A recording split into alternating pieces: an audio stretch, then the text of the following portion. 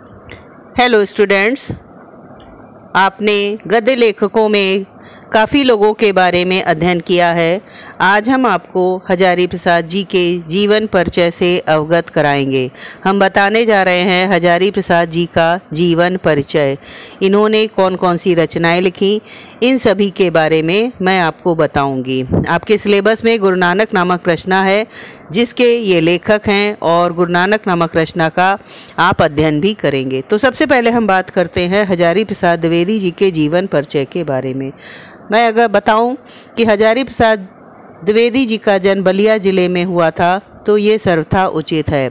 बलिया ज़िले में इनका जन्म हुआ था और सन 1907 ईस्वी में ये जन्मे थे। एक ब्राह्मण परिवार में इनका जन्म माना जाता है। अगर बात करें शिक्षा की तो इन्होंने अपने स्वाध्याय से ही शिक्षा प्रारंभ की।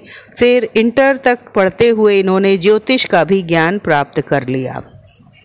धीरे धीरे साहित्य सृजन की ओर बढ़े और ये लेखन कार्य करने लगे। कुछ समय तक ये प्रधानाध्यापक के पद पर कार्य करने लगे और ज्योतिषाचार्य के नाम से भी विख्यात हुए क्योंकि इन्होंने ज्योतिष का अध्ययन किया था। इनकी विद्वता के कारण इनको पद्म भूषण की उपाधि से भी अलंकृत किया गया और धीरे धीरे ये इसी प्रकार साहित्य सृजन करते रहे। काशी विश्वविद्यालय में डायरेक्टर भी बने और इनको अकादमी द्वारा भी कई बार पुरस्कार प्राप्त हुए। अगर हम इनके देहांत की ओर ध्यान दें तो हम कह सकते हैं कि 18 मई 1979 में इनका निधन हो गया था। अब हम आपको बताने जा रहे हैं इनकी प्रमुख रचनाएं। तो अगर हम प्रमुख रचनाएं इनकी देखें तो हजारी प्रसाद जी की प्रमुख रचनाओं में कल्पलता बहुत विख्यात हुई। इन्होंने हिंदी साहित्य की भूमिका नामक आलोचना ग्रंथ भी लिखा। अनाम दास का पोथा ये रचना भी बहुचर्चित हुई। आलोक पर्व और कुटज हिंदी साहित्य का आदिकाल यानी इतिहास, इस नाम से भी इन्होंने रचनाएं लिखी। विचार प्रवाह नामक रचना भी इनकी प्रसिद्ध हुई और सबसे ज़्यादा जो प्रसिद्ध है वो है बाण भट्ट की आत्मकथा। ये रचना भी इनकी प्रसिद्ध हुई क्योंकि ये उपन्यास है। यद्यपि नाम से ये लगता है कि आत्मकथा, लेकिन बाण भट्ट की आत्मकथा जो है ये उपन्यास नामक विधा इन्होंने लिखी। चारु चंद्र लेख ये भी इनका उपन्यास है और पुनर्नवा ये भी इनके उपन्यास हैं। ठीक है, तो ये प्रसिद्ध इन्होंने उपन्यास लिखे। इसके अलावा अगर हम ध्यान दें इनकी भाषा की ओर तो भाषा में हम ये कह सकते हैं कि भाषा इन्होंने खड़ी बोली का ही प्रयोग किया।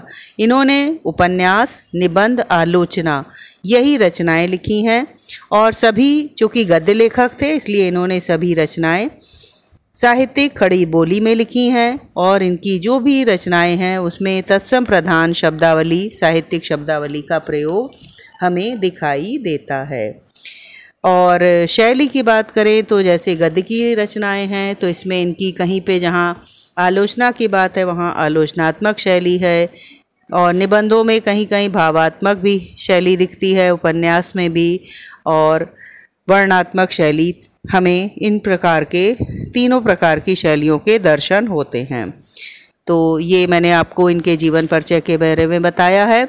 अगर मैं इनके साहित्यिक योगदान की ओर ध्यान दूं तो कह सकती हूँ अंततः कि हजारी प्रसाद द्विवेदी जी एक ज्योतिषाचार्य के रूप में प्रसिद्ध हुए, साहित्य आलोचना लेखक के रूप में प्रसिद्ध हुए और उपन्यासकार, निबंधकार के रूप में ये जाने जाते हैं।